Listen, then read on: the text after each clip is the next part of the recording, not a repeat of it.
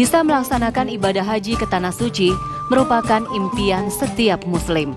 Berhaji wajib hukumnya bagi orang-orang yang mampu. Kesehatan fisik, kesiapan mental, dan biaya yang tidak sedikit hingga daftar tunggu kuota haji yang mencapai puluhan tahun membuat banyak orang melaksanakan umroh terlebih dulu.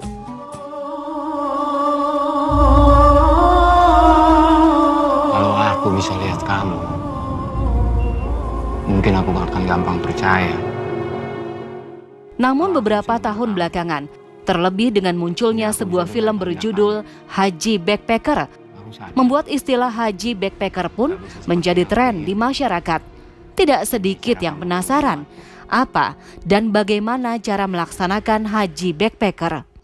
Jadi haji backpacker itu adalah istilah yang di luar kuota Kemenak. Nah, kalau kita tahu dari Indonesia itu kan ada haji kuota. Di negara manapun pakai kuota resmi negara ya. Sementara haji backpacker ini nggak ada jatah-jatahan. Mengajukan visa sendiri, kalau dapat ya berangkat sendiri, jadi haji mandiri. Nah, jadi istilahnya banyak sekali kan, ada haji mandiri, haji gelandangan, haji sandal jepit, haji non kota. Jadi bagaimana orang melancong atau traveler tadi. Dan saya kira lebih simpel, tidak saling menunggu ya. Kemudian kita juga lebih syahdu lagi sebagai pengelana, karena di dalam Al-Qur'an itu ya digambarkan haji itu ya memang tidak cukup segala-galanya, tapi juga dengan modal nekat. Inilah Dr. Kiai Haji Aguk Irawan, biasa disapa Gus Aguk. Selepas sekolah madrasah aliyah dan mondok di sebuah pesantren, dirinya melanjutkan kuliah di Al-Azhar University Kairo atas beasiswa Majelis A'la Al-Islamiyah.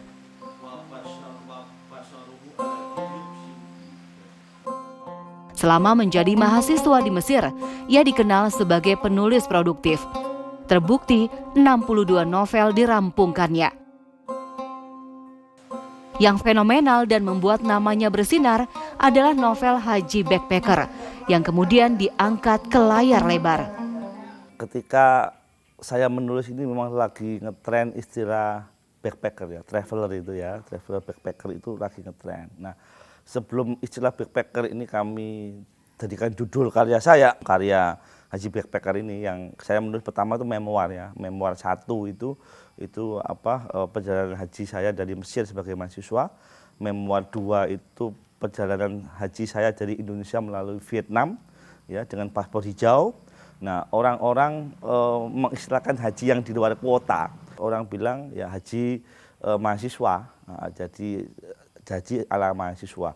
Jadi mahasiswa kere naik haji karena semuanya modal minim dan tanpa fasilitas.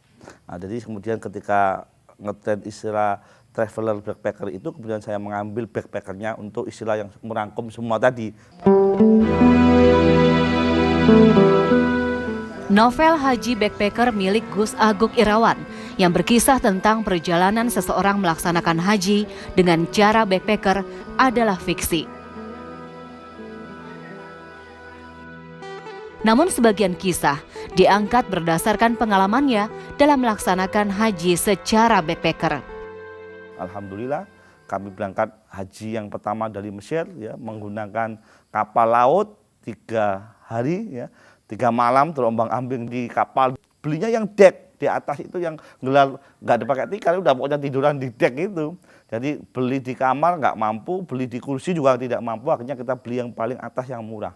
Spirit pertama adalah haji, ya, meneladani nekatnya para sahabat juga berangkat haji dengan keadaan yang terancam, yang kekurangan uang dan sebagainya. Yang kedua, fantasiru fil ardi tadi, mencari karunia Allah, mencari rezeki Allah. Jadi mahasiswa di sana bisa kerja untuk jadi mutawif, pendamping para jamaah yang ONH+. Alhamdulillah kita berangkat modal kalau dulu dari Mesir sekitar 5 juta, 4 juta ya. Kita bisa pulang bisa membawa 30 juta, 20 juta, bisa untuk hidup 2 tahun, 3 tahun.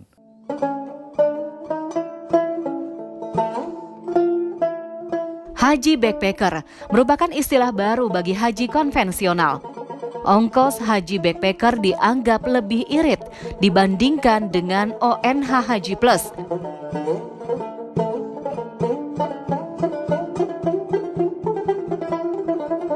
Sementara haji dengan kuota dianggap memakan waktu yang lama. Namun bagaimanakah Islam memandang haji backpacker? Sahkah menurut agama? Orang yang melihat stereotip kita itu miring ya. Haji ini untuk orang mampu kok, orang kiri maksain banget sih.